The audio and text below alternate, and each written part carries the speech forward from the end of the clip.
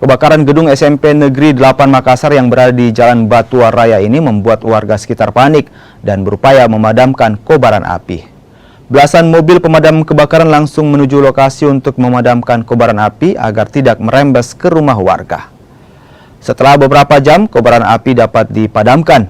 Menurut petugas, sejumlah ruang belajar, ruang guru, dan ruang laboratorium yang hangus terbakar.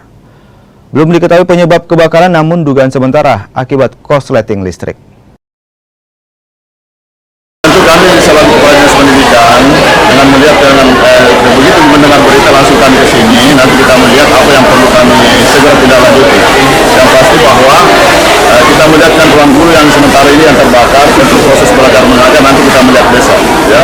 Belum ada keputusan siswanya di untuk sementara belum, nanti kita lihat perkembangan setelah selesai nanti pemadaman ini kami melihat dan tentu kami memberi informasi nanti sebentar himbauan kalau perlu kita liburkan dulu ya, kita istirahatkan dulu, kita istirahatkan belajar di rumah, belajar di rumah dan kita sterilkan dulu semua di sekolah yang ada, semua dokumen-dokumen yang ada, utamanya keselamatan siswa ya, keselamatan siswa. Memang pada saat kejadian